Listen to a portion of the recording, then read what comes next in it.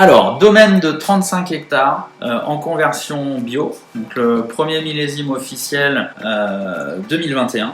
On a un assez grand domaine. Donc, la parcelle la plus au sud est à Fuissé et la plus au nord à Farges-les-Mâcons. Donc, 35 km du sud au nord, donc ce qui fait assez large quand même.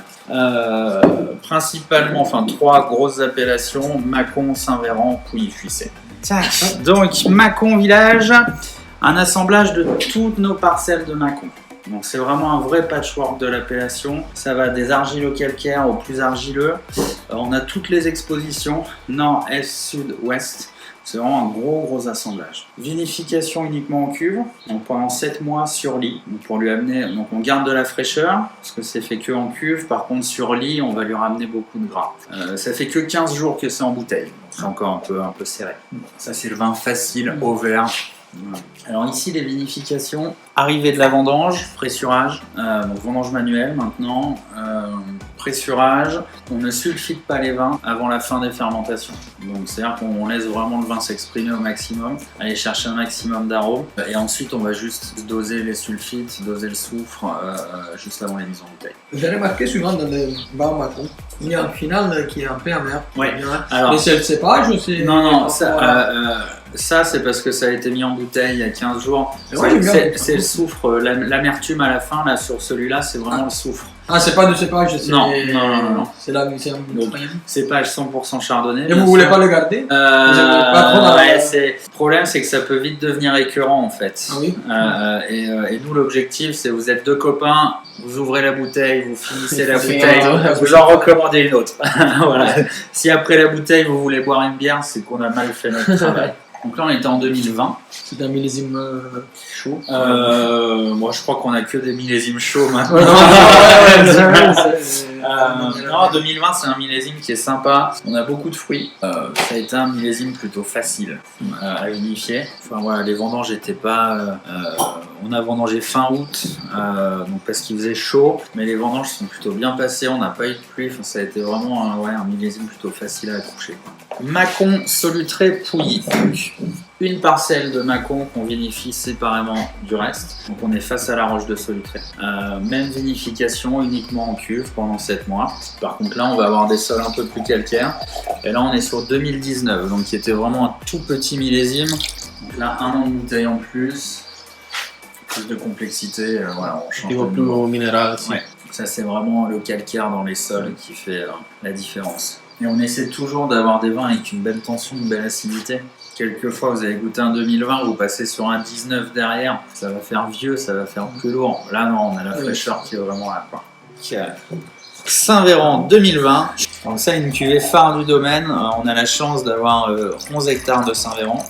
Plutôt dans les jolis coins de l'appellation, dans des lieux dits les Cras, les Crèches, les Terres Noires. Ça, c'est un assemblage de tous nos Saint-Véran. Même vinification, 7 à 9 mois en cuve sur lit et ensuite mise en bouteille. Donc là on repasse à 2020. Sur toute la région on reste argilo-calcaire. Ce qui va vraiment varier c'est le niveau de calcaire dans les sols. Là on aura un petit peu moins de calcaire que sur le Mâcon Solutré. Donc pareil ça a été mis en bouteille il y a 3 semaines à peu près. On monte quand même encore en complexité, en longueur.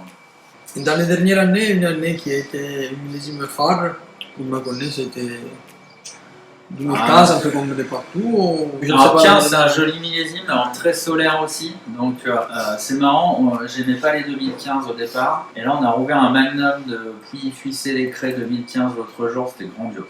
Donc voilà, là ils sont très bien maintenant. Au départ c'était un millésime trop solaire, à mon goût. Mais non, pour moi là dans les top millésimes, 19 est un très beau millésime. 2021 devrait être grandiose. Pas beaucoup. Pas beaucoup, ouais. Je sais pas, on verra. Parce que là, ils annoncent un mois de mai pas très beau. Il y a une grosse vague de froid sur l'Europe. Ouais, donc déjà le mois de mai va pas être très très beau. On verra. De toute façon, on fait le bilan quand c'est en bouteille. Et par rapport à ça, vous allez raconter plutôt mûr ou un peu avant pour garder l'acidité? Alors, c'est tout le jeu. On a eu une politique avant de ramasser tôt pour garder un maximum d'acidité. C'était vraiment notre objectif. Mais on s'aperçoit qu'il il faut qu'on ait plus de précision dans nos jours de vendange pour quand même aller chercher une meilleure maturité. Tu vois, c'est vraiment un gros travail qu'on est en train de faire. Donc, Saint-Véran, les terres noires. Donc une parcelle qu'on vinifie séparément de tout le reste. Sol argilo-calcaire, on est sur une vinification 80% fût de chêne, 20% cuve. Pendant 9 mois. Ensuite on assemble les vins, on relaisse 9 mois en cuve sur lit et ensuite on met en bouteille. Saint-Véran, les terres noires 2018. Les fûts ils sont neufs ou... Non, 10% de fût 10% neuf, neuf. parce qu'il faut bien qu'on fasse tourner le parc. 10% de fût neuf uniquement. Mais après, il y a eu beaucoup de renouveau sur notre domaine. Donc avant, c'était un domaine, c'était géré par mes parents. Moi, je suis arrivé en 2011 et Camille en 2016.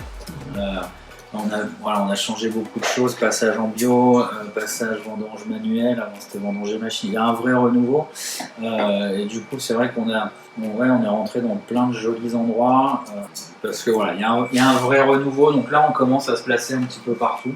Et par rapport à la gestion entre guillemets des parents, Ouais. il y en a vu qu'il y a beaucoup de gens qui ont pris la suite. Ouais. Biodynamique, mais vous remarquez beaucoup de différences entre vous et les vieilles générations.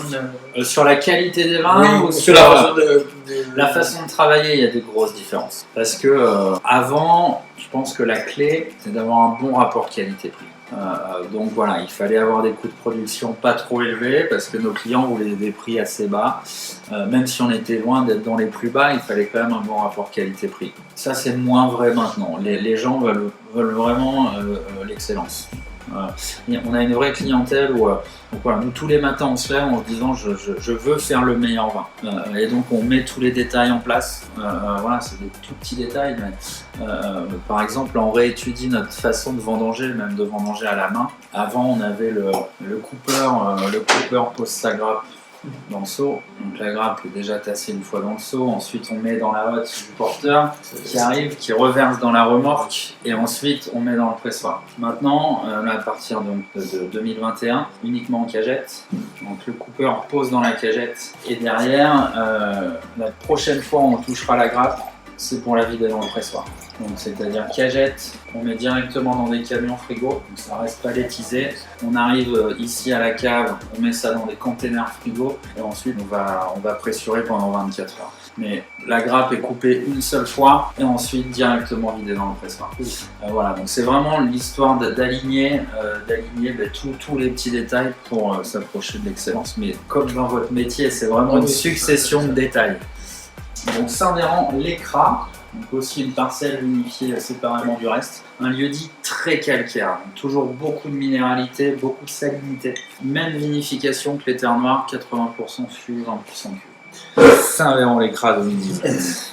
Et là, entre les terres noires et l'Écra, vous avez 100 mètres d'écart, pas plus. Mais ça donne des vins complètement différents. Oui. Le domaine a toujours été ici. Oui, alors mes parents ont fait construire ici en 1985. Moi je suis né ici, ils ont emménagé au mois de septembre, je suis né au mois d'octobre. Et là on a grandi à partir du mois de mai, là on fait une cuverie tout autour, là, dans la vigne de la maison, pour avoir plus de place, et on a pas mal grandi. Et là on manque vraiment de place, donc ça y est, on construit notre propre cuverie, et là on aura vraiment de la place pour travailler et encore aller plus loin dans les élevages, dans les vinifications. Vous êtes combien maintenant au domaine? Alors sur le domaine même, on est 7 à plein temps. Voilà. Et après, on a sur la partie commerciale où on a aussi une société de distribution, on est 7 aussi. On s'amuse bien. Et vous avez fait des études sur le vin ou... Oui, enfin moi j'ai fait des études vigne et vin, donc viticulture, œnologie. Ensuite, j'ai voyagé un petit peu, je suis parti en Australie, je suis parti en Angleterre, en Suisse. Jamais travaillé très loin du vin, et puis ensuite je suis revenu travailler ici au domaine. Voilà.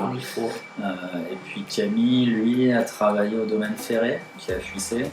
Puis voilà, a travaillé en Australie aussi, et puis est revenu. Il a créé son propre petit domaine au départ, et puis ensuite il est revenu ici, on a tout assemblé. Saint-Véran en crèche 18. Donc Saint-Véran en crèche, un autre lieu-dit, légèrement plus haut en altitude, et ce qui est intéressant dans ce lieu-dit, c'est que ça fait comme un amphithéâtre. Donc vous avez 3 expositions. Donc voilà, ça donne vraiment un vin super intéressant, beaucoup de finesse, avec la moitié des vignes qui ont une quinzaine d'années et l'autre moitié qui a plus de 70 ans. Donc voilà, ça fait vraiment une cuvée particulière, mais voilà, toujours dans l'élégance, toujours dans la finesse, et même vinification que terre noire, 80% fût, 20% fût. Et dans 15 ans, vous imaginez combien, à 50 ans Comment j'imagine le travail ici? Beaucoup plus de gens pour aller faire beaucoup plus de détails et encore progresser. Le but, je pense j'espère qu'on arrivera à faire les vins vraiment qu'on veut faire dans une dizaine d'années à peu près, parce que c'est beaucoup de tests, beaucoup d'essais, beaucoup de mise en place de nouveaux procédés.